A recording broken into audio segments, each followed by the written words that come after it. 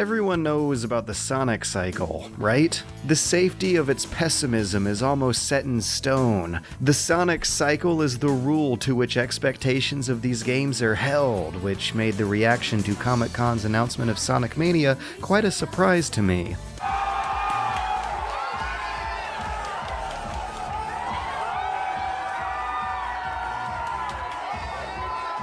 This optimism is an outlier of the Sonic cycle. It's not normal. So that triggered questions like, why are people excited about Sonic? Why are they doing a 2D game now? And most of all, who the hell is the Taxman? Although way less people are talking about this other game, which does seem to fit right into the cycle, Mania is kind of shaking things up a bit. But to know why requires a bit of esoteric knowledge about a history of fan games and ROM hacks that go back over a decade.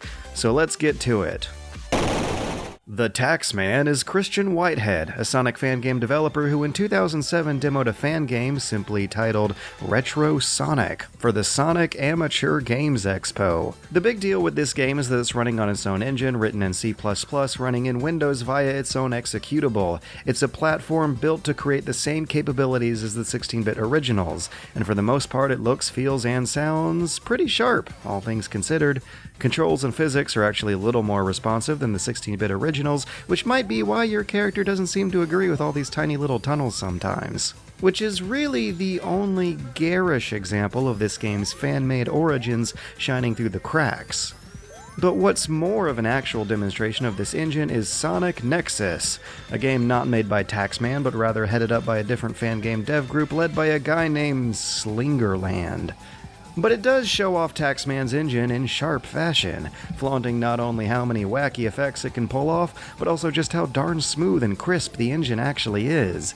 Level designs have a lot of hold right straight runs to them, but it's fun to see what Sonic would play like without the frequent frame drops of the old Genesis hardware, nor the sluggish controls of the original game design. Making the frame rate and the character just a little bit faster ends up being a shocking revelation of what might have been holding Sonic back this whole time. Meanwhile, as far back as 2000, Taxman's future partner in crime, a person named Simon Thomley who made fan games under the forum alias Stealth and now develops professionally under the company named Headcanon, was making a level editor for Sonic ROM hacks called SonED. 15 years ago, he was trying to sell that editor for $30, then $15 in the early days of Web 1.0, which proved fruitless though, as users redistributed it for free, causing him to eventually leave the ROM hacking scene for a few years until deciding to build his own darn engine.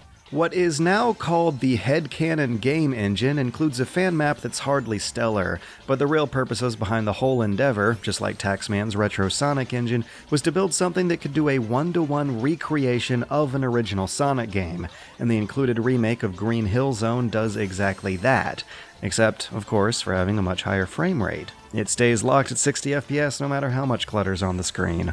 But if you want a more complete example of a project cultivated under Stealth's wing, then you can look at the multi-modder effort called Sonic Megamix, a collection of high-quality Sonic fan levels that aren't running in his own engine, but rather going back to his history as a ROM hacker by modifying a 16-bit ROM to be run in an emulator or printed onto a cartridge, which means that the emulated Genesis hardware here is buckling under the weight of this thing. Frame drops are common once again, but the sheer quality of the first 3 levels here was so high that I bet demand for an old-school 16-bit Sonic game would have waned if public knowledge of ROM hacks like these was more widespread.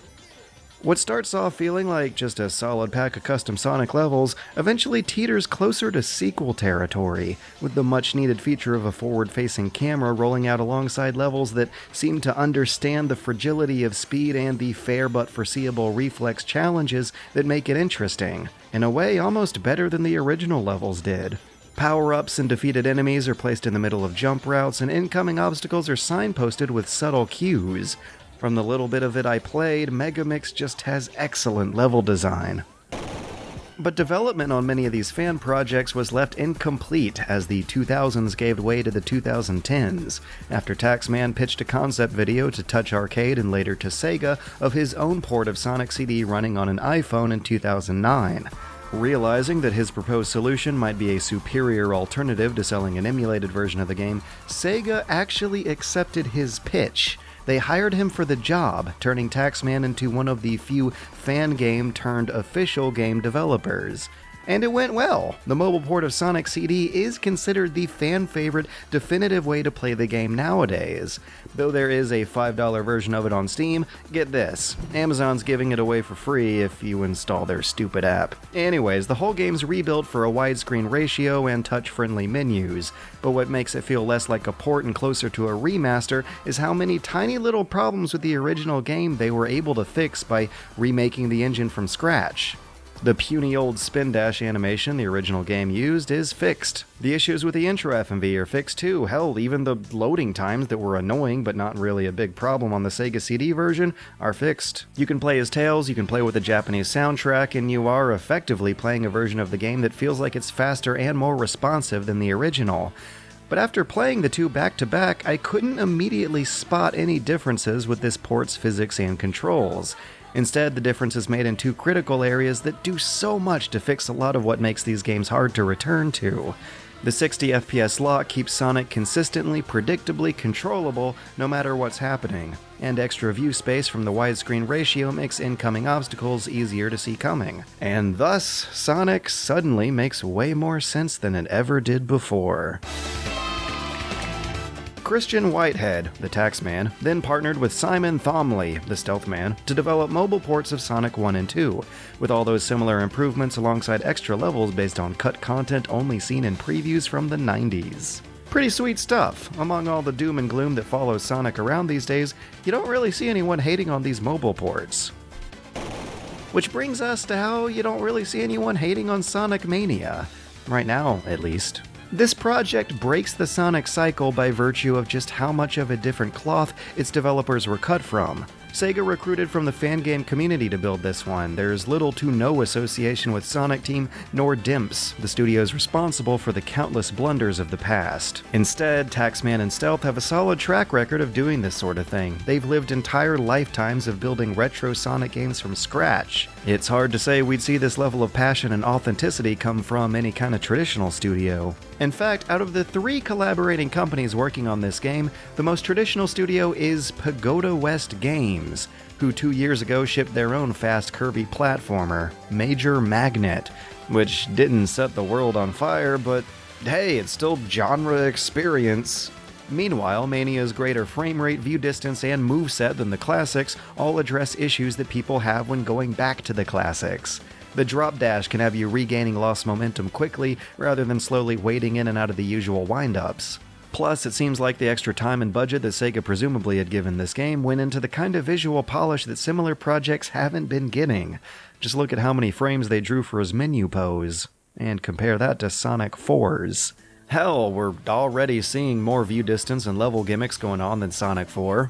That's good. Plus, a cheaper pixel art side project reusing a lot of assets won't have to deal with the problems of having a bad story with bad voice acting from bad characters or reinventing the way the game works with bad gameplay concepts, all of which are problems that have perpetuated and popularized the Sonic cycle of hyping up disappointing games, which are probably gonna be this thing's problems, but not this thing.